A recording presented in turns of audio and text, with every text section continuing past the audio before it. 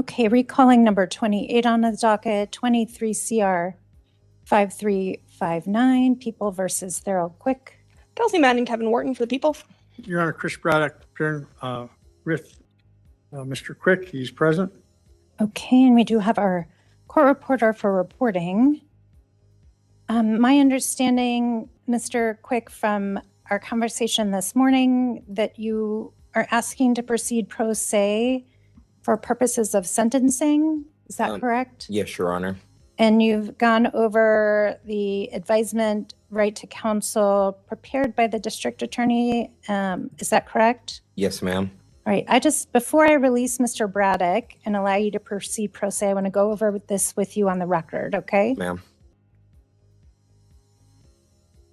So before accepting your decision to waive representation by counsel and allow you to proceed pro se, you're hereby advised that you have a constitutional right to self-representation under the United States and Colorado constitutions.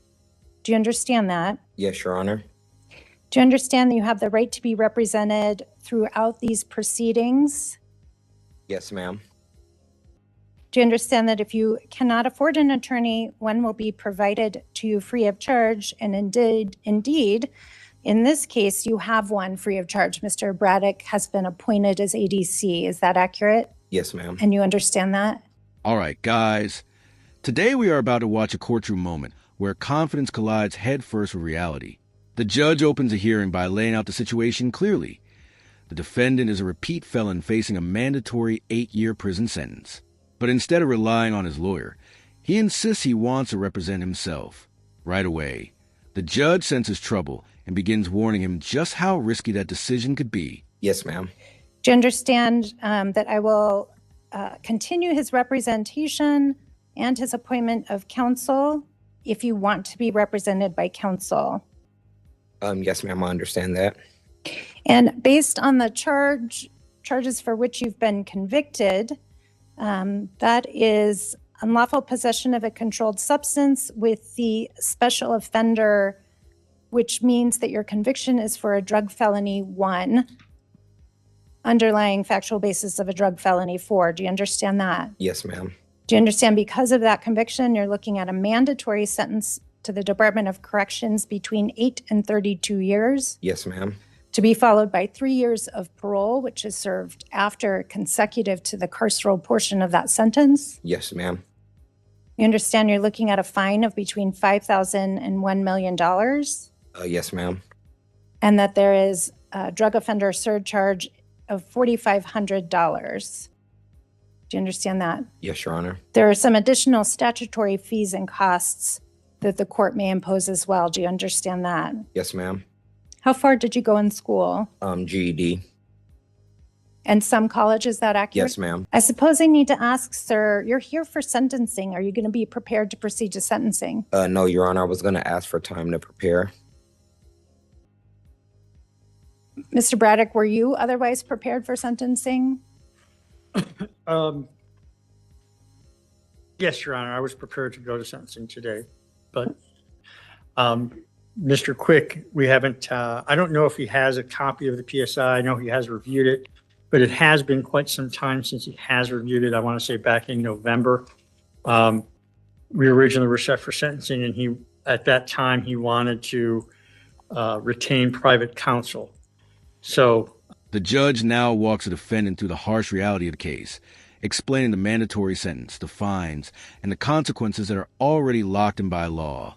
Despite hearing all of this clearly, the defendant still pushes forward the idea that he can handle things on his own.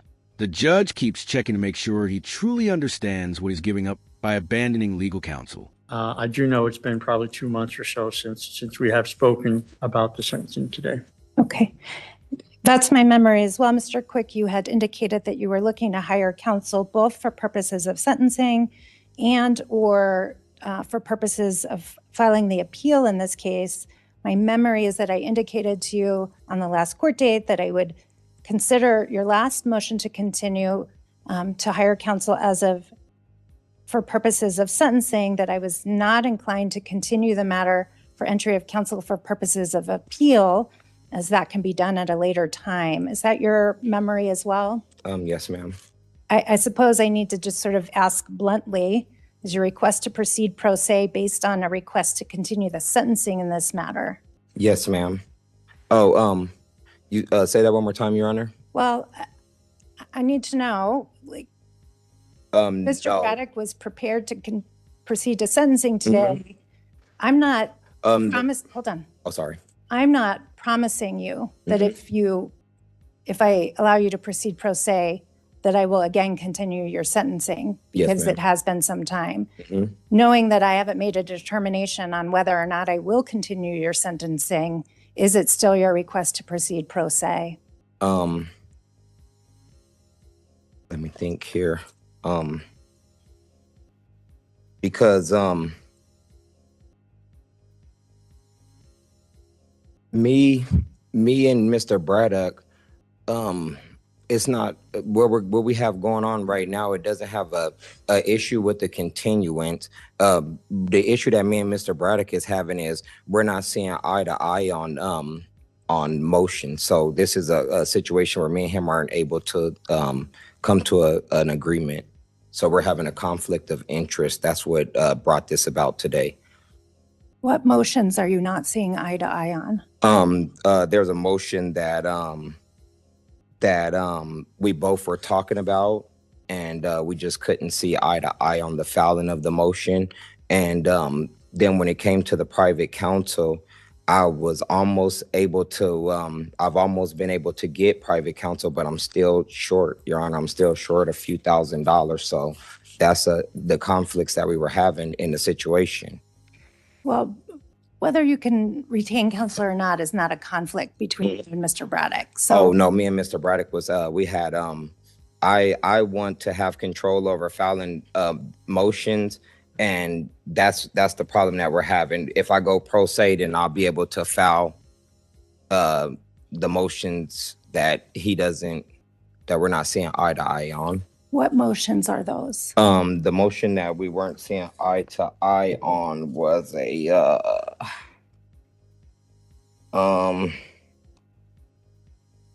wanted to ask you for a motion to stay execution of sentence today once I went pro se. Well, I know that. Yes. But what I'm telling you right now is that I'm not promising you. As the discussion continues, the judge begins digging deeper into why the defendant suddenly wants to represent himself.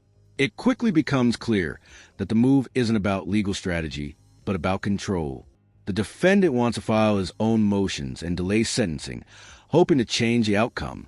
The judge starts pressing him on what exactly he plans to file and whether it actually has merit. That I'll do that. That's essentially a request to again continue your sentencing hearing. Yes, Your Honor. So, Mr. Braddock, whether it's you or Mr. Braddock, there's a request to continue the sentencing. I have to make a finding whether there's good cause. It doesn't matter who files it.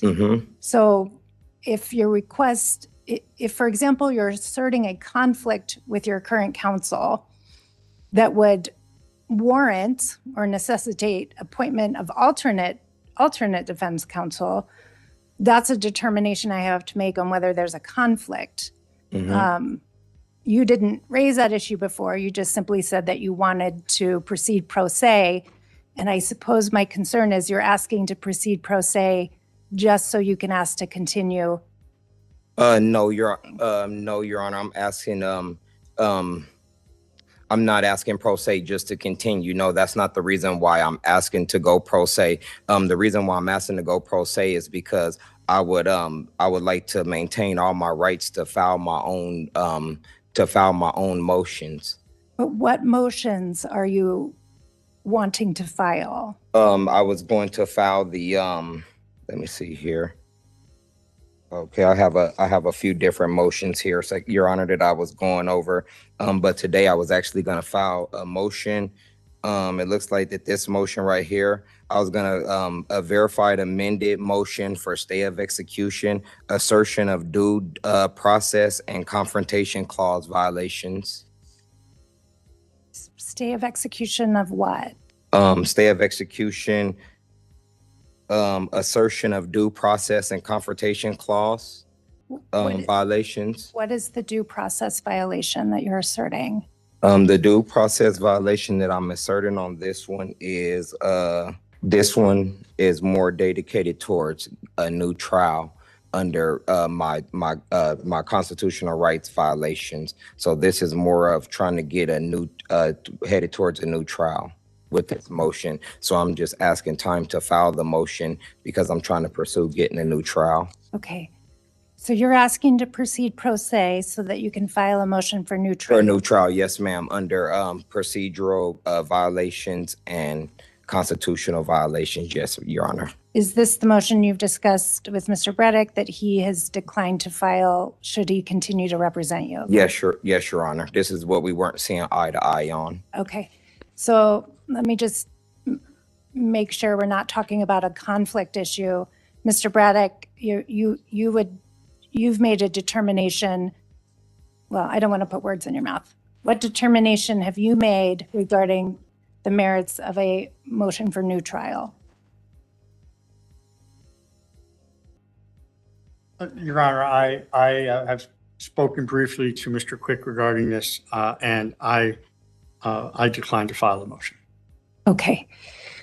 So, Mr. Quick, ultimately, when you're represented by counsel, it's your counsel's determination on whether or not any particular motion, including a motion for new trial, they have to make a determination on whether it can be filed based on the merits and their assessment of the issues and factual circumstances of the case.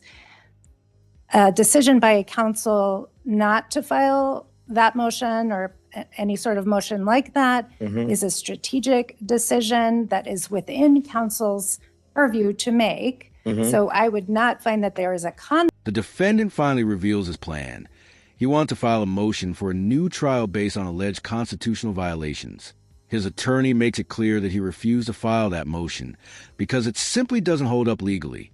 The judge explains that disagreements over strategy are normal and do not automatically create a conflict between a lawyer and client. That would warrant appointment of alternate defense counsel other than Mr. Braddock. So, and you haven't said this, but to the extent that there is a request based on a conflict that you may or may not be asserting, I would find that there is no conflict. So you can proceed with Mr. Braddock, knowing that he's made the determination that motion will not be filed, or coming back to the determination on whether you want to proceed pro se.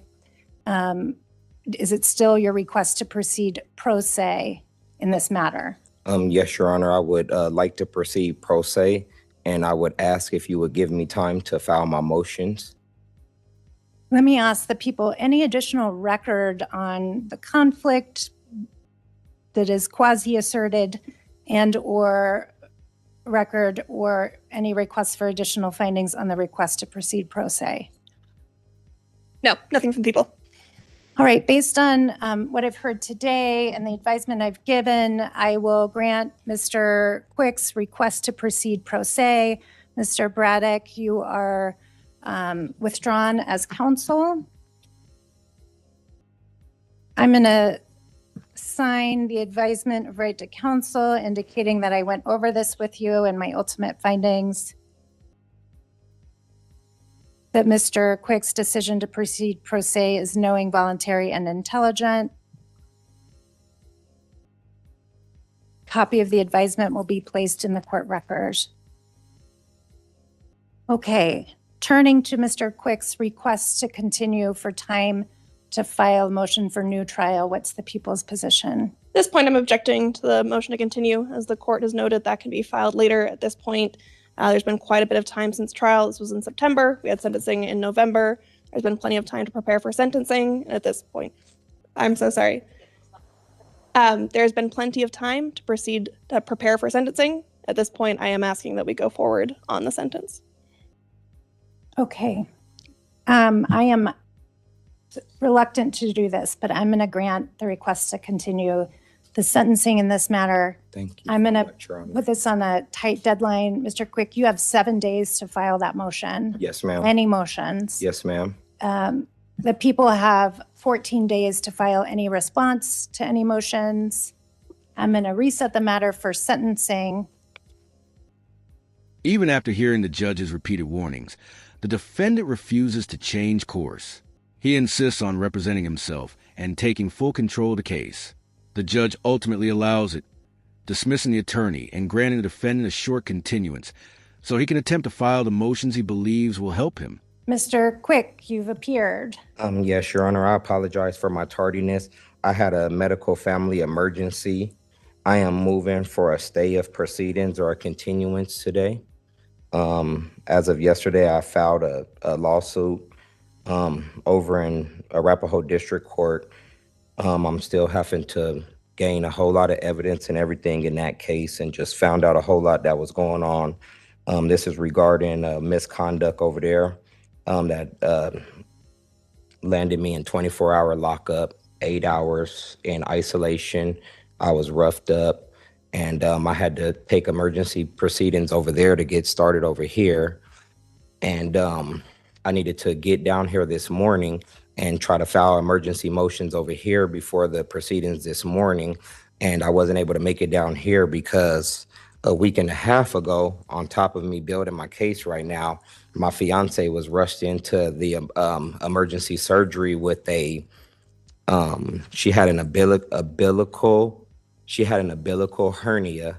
So then she gets scheduled for the doctor this morning for emergency to come in to make sure that she can come down and help me to be here for the proceedings, because she's not supposed to be lifting over 10 pounds. So the only reason why I made that request before you today is because I did put in motions before coming up here. So I didn't know if the court would need time to consider my motions that I've put in today, or if the court, I'm not sure. Let me see if I'm understanding you. You're asking to continue your sentencing? Yes, Your Honor. I was just letting you know that I stopped down before coming up here today and putting in emergency motions. So I'm not sure if Well, let me just make sure I'm understanding. You're asking to continue your sentencing because you filed a lawsuit in Arapahoe? Oh, no, ma'am. No, Your Honor. I'm just I'm speaking for why I'm tardy on putting in my motions before coming up. So I thought you were tardy because of a medical family emergency. yes, ma'am. I'm late because of the medical emergency, but I'm late with my putting in my motion. I had to put in my motion this morning due to the litigation in Arapahoe that I had to take care of before coming over for sentencing today. Just in case we move forward with sentencing, I had to make sure that everything was covered on those bases if I was to go into custody. So that's What's the basis that you're asking to continue? I'm asking, well, the only basis that I'm asking to continue is for that I filed late minute motions. So I'm not sure if the court accepts my late minute motions, or.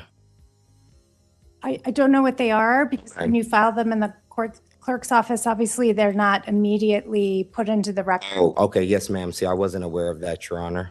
I thought once he filed them in the computer, they came right up to you. I thought you could already see. He filed, When give you're me a written copy. I've already scanned it if you'd like the written copy I have. Yes, thank you. So the motion is motion for appeal bond and stay of execution pending appeal. When the next hearing arrives, things immediately start off poorly for the defendant. He appears late and begins offering a long list of explanations, ranging from legal filings to personal emergencies. Instead of presenting a clear argument, the moment quickly turns into a chaotic attempt to justify yet another request to delay the sentencing process. Yes, Your Honor. And then it looks like you filed a notice of appeal. Yes, Your Honor. As soon as it's dependent on the outcome of the sentencing. So if I'm sentenced today, it'll be filed today with Supreme Court, and as soon as we get a case number, basically, for the appeal case. So it's pending? Yes. Or it'll be filed after your sentencing? Yes, ma'am. Okay. And for the record, Your Honor, I already motioned prior to this alerting the court that I was going to, of everything that would be taking place today. But just like I said, I got so caught up in my personal life that I got backed up on getting all my paperwork over. I'm sorry, there's an additional motion? No, ma'am, you've already looked over the motion, and this was in the motions that you've already answered. This is the motion that didn't get answered. That was the handwritten motion. That was to make you aware of today that I will be filing these motions that I was. Let me see here. Let me get you the exact document number. I brought in the copy of it. So I filed an emergency appellate notice for the record, and it was handwritten. You filed that in Yes, Your Honor. You answered on this motion right here, and this was the motion that I put in to let you know that I would be filing these motions that I filed today. Okay, but that doesn't require any action. Yes, ma'am. That's the one that you said doesn't require any action. Yes, Your Honor. Okay, so all of your prior motions have been ruled on, correct? Yes, ma'am. And then this morning, you filed a motion for appeal bond and stay of execution. And then you're intending, if we proceed to sentencing, to file the notice of appeal, which you've also filed. Yes, Your Honor. And I also filed a consent of surety from my bondsman for an appellate case. Okay. She agrees to stay on the bond. What's the people's position on the request for appeal bond and stay of execution? At this point, there's been quite a bit of time. He's still able to appeal post-sentencing. At this point, I am objecting and asking to go forward with sentencing today. At this time, Your Honor, I'm appealing this conviction based on a juror oath and suppressed evidence. Furthermore, I am preserving all other constitutional, procedure, and jurisdictional errors occurred during this trial, including those to be identified by appellate counsel upon a full review of the record. And at this time, Your Honor, I just ask that you review my motion, and I ask that you decide based on the information that's in the facts that's in the statement already, that's written into the statement. And that's really all I can do. Just ask you to review my motions. And All right, Mr. Quick, I've considered your motion. I've read it. The situation becomes even more confusing when the defendant submits a request for an appeal bond, even though he hasn't actually been sentenced yet. Both the judge and the prosecutor explain that his request simply doesn't make sense at this stage of the case. After reviewing the motion, the judge denies the request and signals that the court will not tolerate further delays. I'm just going to tell you, I'm going to deny your request for a stay and to grant a bond pending appeal in this case. The determination on whether to grant an appeal bond is discretionary. You've had notice, I've given you multiple continuances of the sentencing in this matter to prepare. You've known for quite some time that this was a mandatory Department of Corrections sentence. My prior orders have made very clear that the issues that you potentially want to raise will need to be raised in an appeal. mm-hmm. We'll talk a little bit more for purposes of sentencing, but you were convicted of a DF1 involving possession of a firearm. This is, as far as I can tell, your fourth felony conviction. It's a mandatory DOC sentence. Yes, Your Honor. So I'm going to deny your request. I'm denying your request. Okay, Your Honor, all I would ask, Your Honor, in response to you denying my request is, all I would ask is if, see here, I just ask that you put for the record, once again, I'm just asking, Your Honor, that you put your reasons for denying in writing forthwith for me, the reason why I was denied bond, because I understand that I asked to continue it if you needed time to look over my motions. But at this time, Your Honor, for the record, I'm not clear why I'm being denied a bond, an appellate bond, even though I'm required to request an appellate bond. I'm not sure why I'm being denied because I don't see the. Required to request an appellate bond. Mhm. That's a request you made Yes, Your Honor. via a motion that you filed this morning that I've received a copy of and which I've reviewed. I've said it's discretionary whether the court will grant that. And I stated the reasons why I was denying it. Yes, but I'm saying, is there a legal reason why I'm being denied? Because I'm trying to figure out what a continuance has to do with my bond when I meet the two factors to have a bond in Colorado. I'm not a flight risk.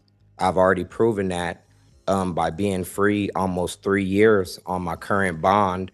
I'm not a danger to anyone in the community or anybody in the community. I've already showed that over the last 3 years that I'm eligible. I'm right now, and on top of that, right now I'm in the process. After I get all of this done, I'm in the process of doing. Let's see here, trying to pull up all my notes for you, Your Honor. Your Honor, I'm currently in the process of tracing my American Indian heritage through the Dawes roll. This is a life-changing discovery for my family that requires me to remain in the community to gather records and finalize my tribal affiliation. And this just further proves, Your Honor, that I'm not a flight risk and my ties to the community.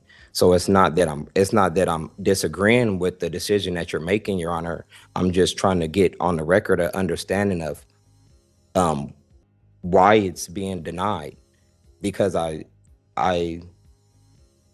shown already through the last 3 years that I'm not a flight risk, I'm not a danger to the community, and per your last per trial after trial, you're in the court's prior argument. We've already had an argument about bond, and we've already proved that in my case, deadly weapon means firearm, whether loaded or not loaded, and that's an instruction number 14. So it's not that I'm saying that I am questioning your decision. I'm just trying to give you my legal basis of my legal argument of why I think that I should be considered for a appeal bond. Because we're hearing you, Your Honor, I hear why you're saying, but I don't understand the legal grounds or the procedure why. I'm not sure that I can say anything more to make you understand. I've previously said whether a court grants an appeal bond is discretionary. And I've given you the reasons that I'm not going to do it in this case, because I do think, given the number of prior felony convictions, the conviction in this case involving a firearm, that there are sufficient risks for your failure to appear and community safety that I'm not going to grant it. Correct, Your Honor. But I've never missed the court. I've never missed a court date. I'm not going to debate this. You filed your motion. I considered it. I asked if you had anything additional you wanted me to consider. I heard you out. I've repeated myself. This is not a debate. You've made your argument. I've made my ruling. Okay, well, I don't see, you said there's a requirement for written findings. That's what I was trying to look at. Where is that? like I told you before, Your Honor, I had already alerted the court before that I would be filing these emergency motions. May I approach? No, I've already ruled on those. You said there's a Colorado appellate rule that requires I make written findings. Where is that? Oh, that is this is under emergency filing checklist. This is the judge's written order. And it's just asking you for a reason for denying the bond in writing forthwith and it's as required by C-A-R-9.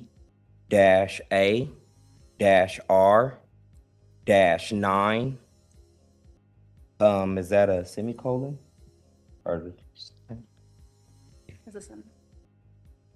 Oh, sub B. sub B? Okay. Colorado Appellate Rule 9 gives the reviewing appellate court authority to review any appeal bond orders and allows the appellate court to enter orders regarding a bond after review under subsection B of that rule. It doesn't require me to make specific written findings. I've made my oral findings.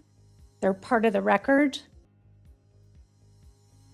For purposes of appeal, which is what I think you're referring to, the rules require that you include as part of the record any written orders that you might be appealing, but it doesn't require me to issue written orders or findings on this particular issue. I've stated my orders, findings and orders on the record. They are part of the record. Okay, so is there any way that I can request a written copy, or is that your discretion also? Yeah, I'm not going to do that. It's just writing. There's a record. You can order the transcript. Okay, so what do we do at this point, Your Honor? Do we move on to sentencing? Because Yes. at this point, I object to sentencing. I've already raised the judicial errors So over and over again. Sir, those, again, as I said in all of my prior written orders, those issues need to be raised in the appellate court. So you can, once sentencing is finalized, you can proceed with your notice of appeal and raise all of those issues. Yes, Your Honor. But with the Mr. Quick. oral, Those issues need to be raised in the appellate court, as I have repeatedly said in my written orders. I am not going to make a determination on whether or not the oath was given, the issues that you've raised, as I've said, those are appellate issues. You can raise those in your appeal. Is for the appeal court to decide whether I made errors and whether or not, if I did, they warrant reversal. I'm not going to continue your sentencing again, so you can re-raise the same issues that I've previously said, those are appropriate for appeal.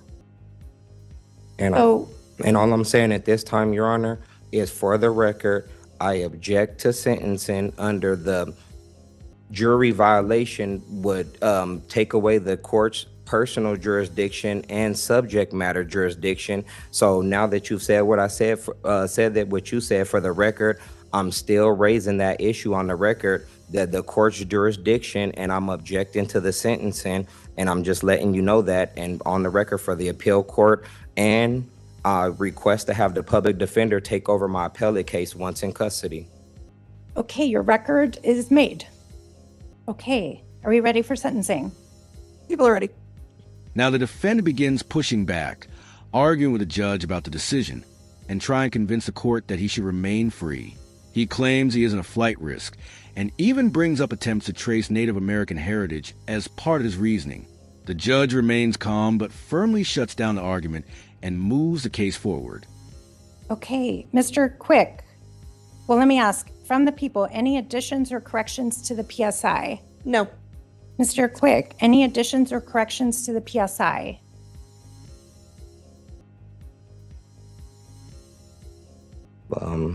I don't have any objections to the pretty slow information.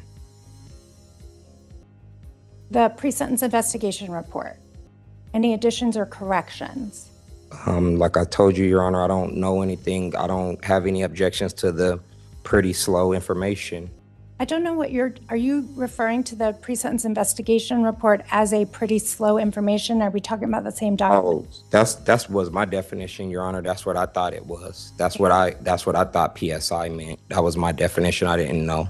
No, it's the document I gave to you. It says right on it, pre-sentence investigation report. Oh, no, I don't have that in front of me right now, Your Honor, to take a look at that. I only brought the information. I only brought documents that I thought would be relevant to the motion that I filed. Okay, well, I advised you to be ready for sentencing.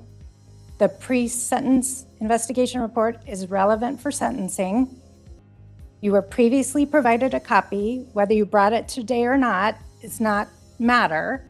Do you have any additions or corrections to that report that you were previously provided? Or I didn't report it, but I didn't report it, Your Honor. You didn't report what? The PSI. What do you mean you didn't report it? Oh, maybe I'm not understanding, Your Honor. That's my definition of when you asked me, when you said reporting. The report that was generated, the pre-sentence investigation report. Yes, Your Honor, I didn't report anything. I'm not asking if you reported it. I'm asking if you have any additions or corrections to the information contained in the report. No, I didn't report any additions or anything to the report. I didn't report anything. I'm asking you today. Do you have any changes to this report? Is anything wrong or incorrect? I mean, it could be wrong when reporting. I'm not sure. I didn't report anything today, Your Honor. I'm asking you today. I know you haven't reported. You previously got a copy of the pre-sentence investigation report. Yes, and I told you I thought that was a pretty slow. I told you what I thought it was already, Your Honor. Whether you thought it was something else, you got a copy. Yes, I got a copy of the pretty slow information report. Yes, and I didn't report anything. So you're asking me about report. I'm asking you today, is there any information contained in that report that is inaccurate? I mean, it could be information contained in there that's inaccurate. I haven't reported anything on the pretty slow investigation. Reported, sir. Do you need to look at the pre-sentence investigation report? And then you can tell me if anything's incorrect? I mean, I can take a look at the pretty slow information, but I told you I really wouldn't understand because I didn't report anything today, Your Honor. I'm not asking if you reported today. I'm asking if you have any changes or corrections to that document. I mean, I see my documents here, but I don't see anything to change or report on any of my documents. And like I told you, I already looked over the pretty slow information report earlier, and I didn't have anything to report, Your Honor. Okay. Would you like me to print a copy for him? No, he said he reviewed it and there's nothing to change or report. So I'll take that as no changes or corrections. It was given to him months ago. Statements by the people as to sentencing. Yes, at this time, Your Honor, I do want to note briefly on the pretrial bond report. It did note that there was a PC warrant for a felony. It looks like that case was a no file. So at this time, this case is in the presumptive range for sentencing. The range here, the mandatory minimum, is 8 years. At this point, this is his fourth felony, as the court has noted. He has a prior marijuana distribution as an F5 from 2009. Other than that, there is no other drug cases. At this point, I do believe that the mandatory minimum would be appropriate given the facts, criminal history, and the PSI. I am asking for 8 years in the Department of Corrections. Okay. Is there restitution? There is no restitution. No victim suffered a pecuniary loss. And is the MPO accurate and any requests for changes? It is accurate. No request for changes. Okay. Mr. Quick, is there anything you would like me to know in terms of mitigation or statements of allocution for purposes of sentencing? I just object, Your Honor.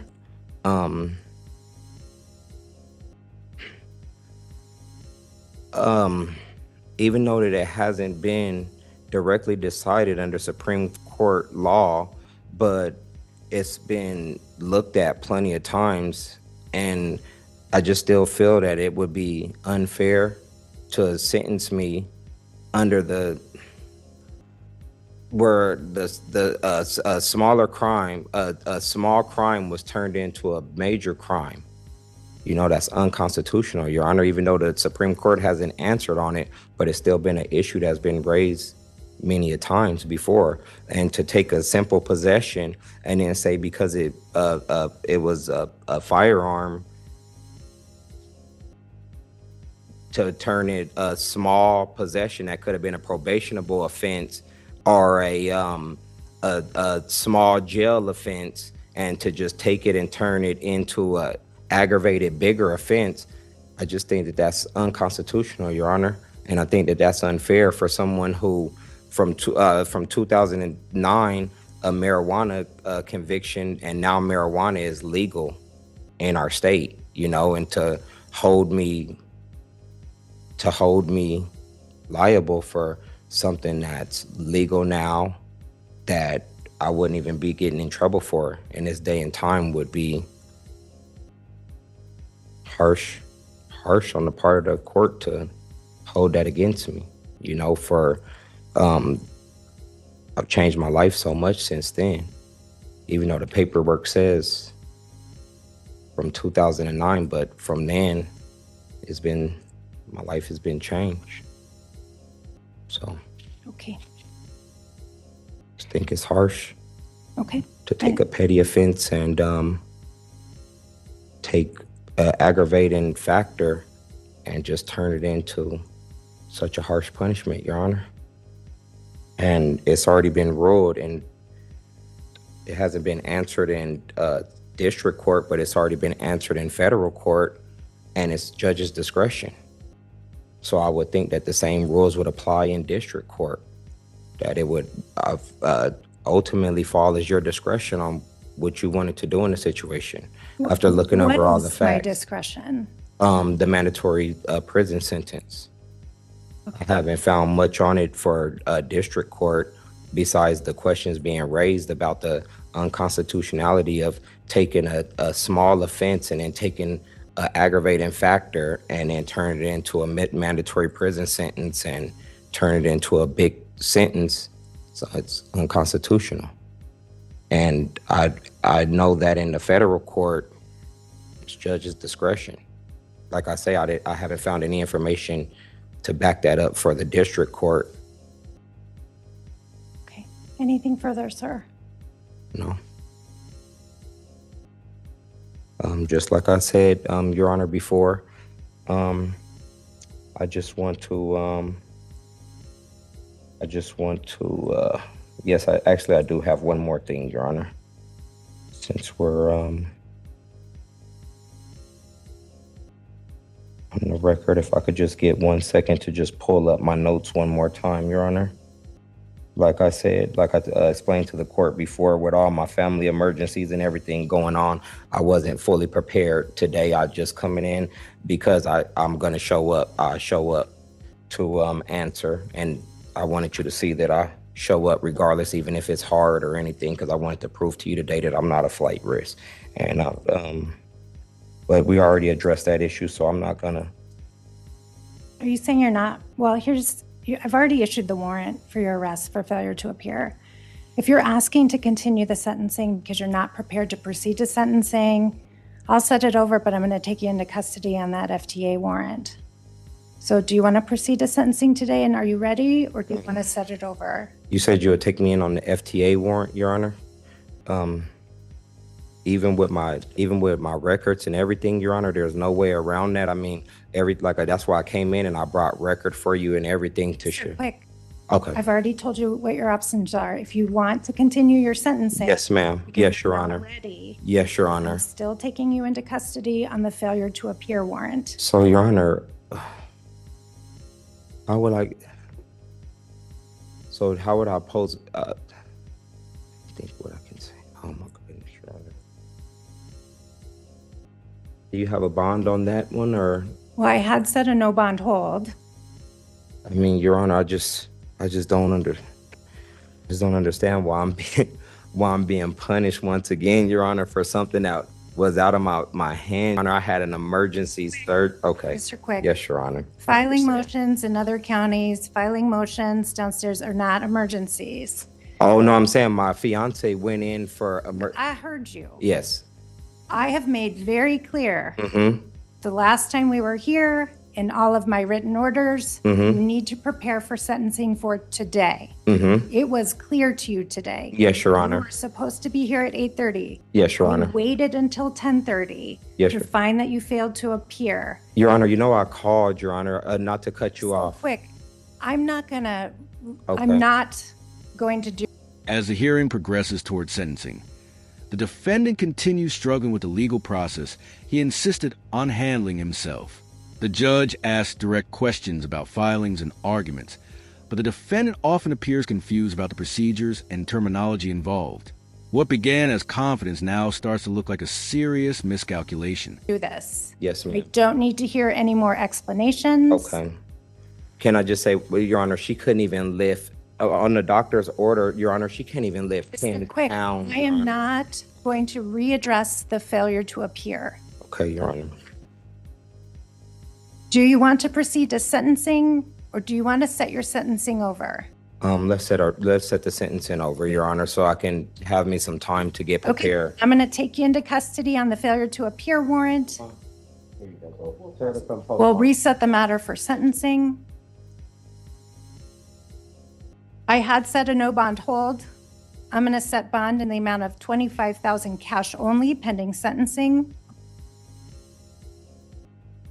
25,000, Your Honor? Yes.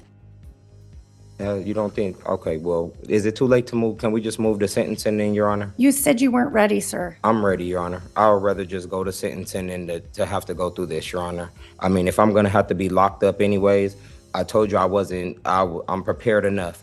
I've already presented my case. I didn't have much of a case. All I was standing on today was my motion, Your Honor. So once you denied my motion, the motion was my whole case. So without my motion, you've already ruled on my motion. So we've already discussed in writing everything. So at this point in time, Your Honor, let's just move the sentencing. If it's gonna take this much now, if I would have been able to, if we would have been able to take care of the warrant, then I could get Okay, back out sir. and prepare. Here's my I'm ready to question. proceed. Let's proceed to Do sentencing. you want to proceed to sentencing Yes, today? yes, Your Honor. Let's proceed to sentencing. I don't want to be Are stuck you in ready? jail with no bond. Yes, Your Honor, I'm ready. Is there anything more you want to tell me for purposes of sentencing? Yes, Your Honor, but I will need my notes back. I just have 2 more things to say. Why just say them? I can't say them without my notes, Your Honor. Can he have his notes? Can he look at them? I need my phone, my notes that's in my phone. Did she give you my No, I'm not giving you your phone. Oh, I have my phone. I have my phone, Your Honor. I have my phone. Now that I've been sentenced, Your Honor, You haven't been sentenced, sir. I'm ready to go to sentencing, Your Honor. What I'm trying to say, that's why I was pulling up my notes, because the last 2 things I say are part of my sentencing, Your Honor. I thought that when we were talking and you were addressing my motion, I thought that that was all part of sentencing. So I just went straight into my defense, Your Honor. I didn't know that we were going to be addressing different issues. So once you went into my motion, I thought that that was all into one in the sentencing. So that's why I started my defense. I thought that we was already starting the sentencing. So that's why I started to talk about my motion. You did start, sir. Yeah. We're done with the motion. Ms. Madden has made her statement regarding sentencing. Yes. I thought you had as well. I have another I have statements that I want to make, but I was trying to find them on my phone. Let me hear your statements regarding sentencing. Okay, hold on, I'm pulling up my statement. Now I had to go all the way back to my records because of the confusion and everything that was going on. I lost all my place on my stuff. So just like has everything that I said, Your Honor, is that already on the record for sentencing? So it's already on record that I want the public defender to take over my case once I'm into custody and everything, correct? You've already said that, and we're not there yet. That's what I was saying. That's what I'm, okay. Sir, Oh, yes, ma'am. statements regarding your sentencing. We'll get to the appeal in a moment. We have to take it one step at a time. Okay, You have Your to be Honor. sentenced first. So, is there anything that you would like to say regarding your sentencing? You're gonna be mad at me, Your Honor. So, if I haven't been sentenced, Your Honor, how can we argue my bond yet?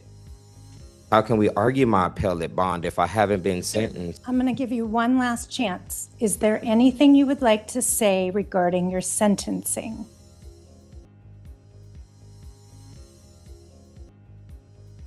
I think I understand. I think I now understand. Your Honor, and I have another statement, Your Honor, but I have to find my other statement. And I just said it to you a second ago, and now I can't find it because I thought we were to that point in the court.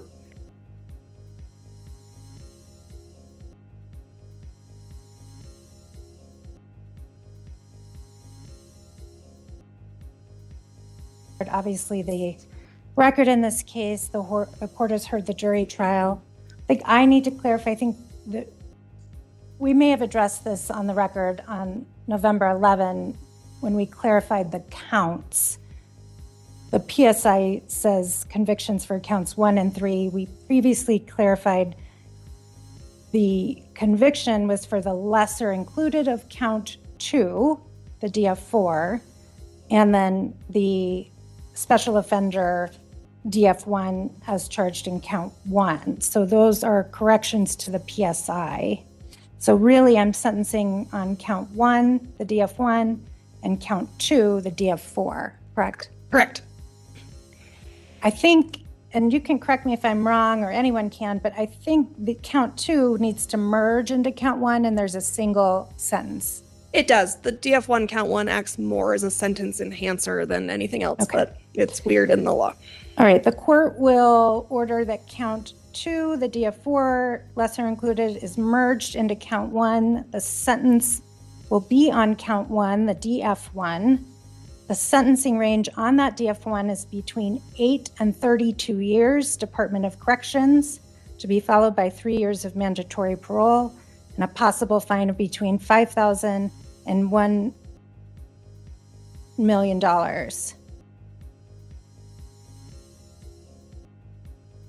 The court has considered, again, the contents of the PSI, the facts as the court heard during the trial, the statements by counsels today, and Mr. Quick today. As a preliminary matter, I'm not entirely sure I was tracking Mr. Quick's arguments. Mr. Quick, to clarify, you're not being sentenced because of a prior marijuana offense. You're being sentenced because the jury's findings in this case, for your conduct in this case as it was charged, which includes possession of cocaine and a firearm, not marijuana. So that's what I'm sentencing you on. Mm-hmm. To the extent that you perhaps were asserting there's a constitutional infirmity with the DF1 sentencing scheme or the statutes, I'm denying, you haven't made a sufficient argument for me to find that those statutes are unconstitutional. Mm-hmm. Those challenges are denied. To the extent that you're asserting something to do with federal court and perhaps some discretionary sentence options in federal court, I don't know exactly what those are, but they're not applicable here. Your conviction is in state court. The conviction for the drug felony 1 in this circumstance is a mandatory Department of Corrections sentence. The court has no discretion. The only discretion the court has is between a sentence of 8 and 32 years. As I indicated previously when I addressed your request for an appeal bond, this is your 4th felony conviction on a mandatory sentence involving possession of a firearm and controlled substances. One of your prior felony convictions was for an attempted second-degree assault. That was from 2002. The other 2 are 2009 and 2014, respectively. Both are nonviolent offenses and don't involve firearms. I find that somewhat mitigating, notwithstanding the fact that they are, in fact, prior felony convictions. The court has considered all of the sentencing factors that are enumerated in 18.1, 102.5. I still object for the record, Your Honor. Once again, like I said, I'm not a flight risk. I Sir, don't pose a sir, threat to the community. You've made your record. You don't need to do it repeatedly. Yes, ma'am. It's been made, Okay. okay? I've considered the sentencing factors in Mr. Quick's record as a whole. Again, considering the nature and circumstances of the case as presented and giving respect to the jury trials, the jury's verdicts and findings, the court finds and agrees with the people that the minimum Department of Corrections sentence is fair and appropriate in this case. Accordingly, on count 1, Mr. Quick, you're sentenced to 8 years Department of Corrections, to be followed by 3 years of mandatory parole. All right, Mr. Quick, as to the issue regarding appeal, you will be incarcerated, so you do automatically qualify for the appointment of the Office of the Public Defender to represent you on your appeal. Are you asking that the court appoint the Office of the Public Defender to represent you? Yes, I'm asking that the court appoint the public defender to represent me on my appellate case as long as I'm in custody.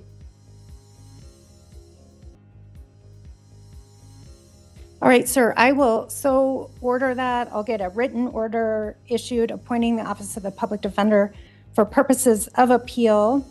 I'll make a finding that you may proceed in forma pauperis, which will allow the Office of the Public Defender to proceed with that appeal without payment of costs.